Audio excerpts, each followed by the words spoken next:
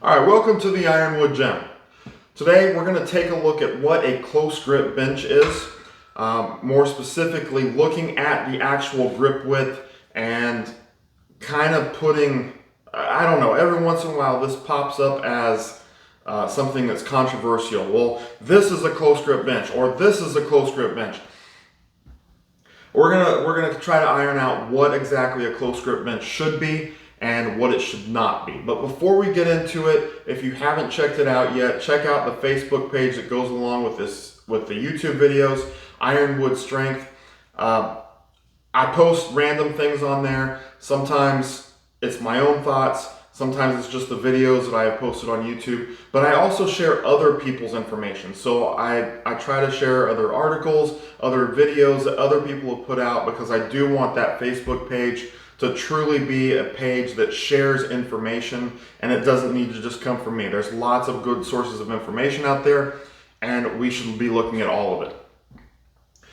All right, so close grip bench.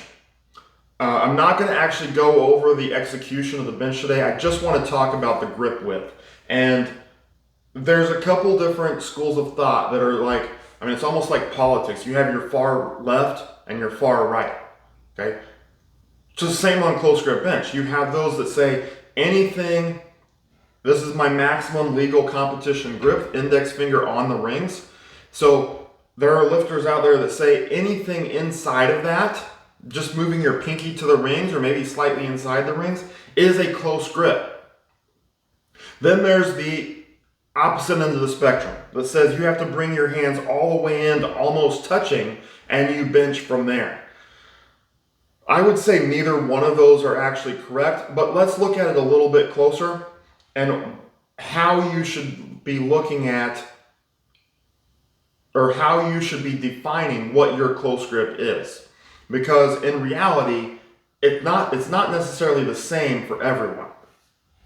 So the first thing is, I remember going back to high school about 30 years ago, that we always thought you had to have this super tight grip. So maybe right at the edge of that center knurling, so super close. But what does that do to your arms? Okay, so one, it's gonna push your elbows to the outside. That's not necessarily ideal if you're wanting to develop your bench. The other thing it does is, a lot of times when people do that, they don't keep vertical forearms. So what they do is they let their forearms come back. So their elbows are now closer to their feet and their hands are closer to their shoulders. Okay, making it more into an extension. So both of those would not necessarily be good if you want your close grip bench to carry over to your actual bench press. Which brings me up to a major point here that I probably should have hit before I got into that, but I'll hit it now.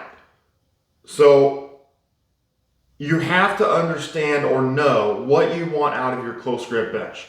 Do you just want to develop your triceps?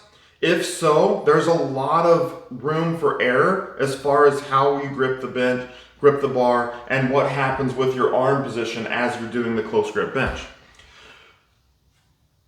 But if you want your close grip bench to be a developer of your actual bench press, then you need to hold certain things true. So, in doing that, if you want it to just develop your triceps, letting your forearms not be vertical when you're holding onto the bar and you're coming down, that's okay. Letting your elbows go to the outside, that would be okay, as long as you're getting sufficient stimulus to your triceps. And you will know that by how your triceps feel after doing a hard set. Or even during the set, if you actually feel your triceps working much harder than your actual bench press. But if you want it to carry over to your bench, we need to have certain things fall into place. And that is arm position. Because if we can mimic our technique to a certain point, you will get more carryover from the close grip bench to the actual bench press. So one of the things when you're benching, you want your forearms to be vertical, both from a side view and also from, if you're looking from someone's, their feet end of the bench and you're looking towards their head, you don't want to see their elbows pop out to the outside. That means their forearms are no longer vertical. Okay, we want to keep a nice straight line from our elbow to the top of our wrist or the bottom of our palm, a nice straight line while we're pressing. Same thing from the side view, nice straight line in that forearm. A vertical line. Okay, so we need to do the same thing when we do a close grip bench. So if you grip so tight that when you go to close grip bench, your elbows are going to the outside, and you can see that my forearm is not going to be vertical. If you're looking at it, again, if I'm laying down here, you can see that I'm not keeping a vertical forearm. Okay. The same thing as if I let that hand come back, I'm no longer keeping that forearm vertical. Now you could say, well, I don't in a skull crusher, I don't in a JM press. True, but those are different exercises for different purposes. They have their role. We are specifically talking about the close grip bench. Okay, so in that case, most people, to help their bench out, should not be benching in here. In fact, I don't think anyone should be. They need to be coming out wider with their grip. The same thing for those that say, well, my maximum competition grip is index on the ring. So if I move it in just even to here, that's my close grip. For most people, that's not going to be close enough to get what they want out of their triceps. Now, if you're a larger lifter, if you're a 308 guy, maybe even a 275, but definitely 308 or a super heavyweight, that may be where you need to be. But most people, you know, the 250 to 150, they probably need to be closer because their body structure, their bone structure isn't that large. So they don't need to be out super wide. They can continue to come in with their grip and still maintain vertical, okay, vertical forearms. From a side view would be here, vertical forearms. And also vertical here without their elbows popping out to the side. A larger lifter may need to be wider because if he comes in too tight over his chest, now his elbows have to go out to the side. All right, so we don't want that to happen. Again, that depends on the size of the lifter.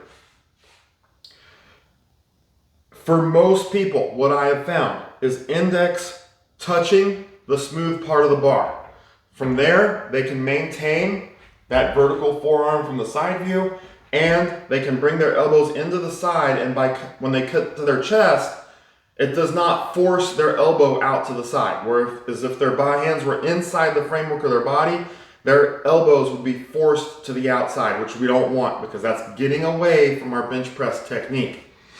Smaller lifters, female lifters that are 130, I can't even put a weight on this. I'm going to say 132. It could be larger than that, definitely smaller than that, but it just depends on their bone structure.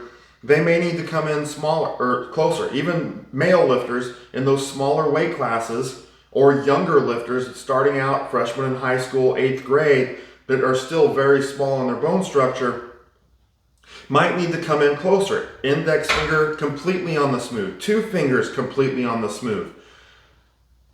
As long as they don't get so close that when they come down, it forces their elbows to the outside. And now I no longer have that vertical position on my forearms. Again, maintain elbows mostly to the side, vertical forearms both from a front angle and from a side angle. That's what you're looking for. If you can do that, that is your close grip. You go with the maximum or the closest grip that allows you to keep those positions, and you'll be good. The other thing that I'm going to put a side note in here, it's probably worthy of another video, but I'm not going to spend a lot of time on it. Close grip bench to the chest, for me, is not that worthwhile of an exercise. Is it beneficial? Sure. Could I do better to carry over to my bench? I believe so, because you also want to look at joint angles. So if I have a close grip bench and I go all the way to my chest, look how tight that angle in my elbow is, okay? Or if I bench with a regular grip, it's hard to see here. I need to set it up on a video, but that angle changes. Okay, that angle becomes bigger if I go with my regular grip. It's not as tight in the elbow area.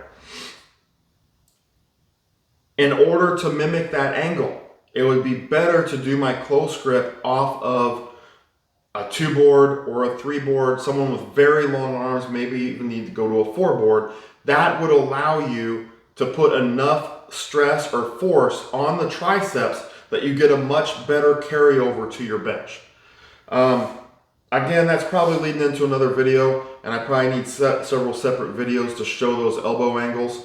But for now, keep in mind, the close grip, it should not be one size fits all. You don't want to be in super tight because it forces your elbows out. You don't want to be too wide, just barely moving your grip in, unless that's what's dictated by your bone structure. So for larger lifters, that may be necessary. Smaller lifters are going to need to come in closer to get the most out of this, but not so close that it's taking their arms out of position. If you have any questions or comments, please leave them in the comments down below. But until next time, always be in the pursuit of strength.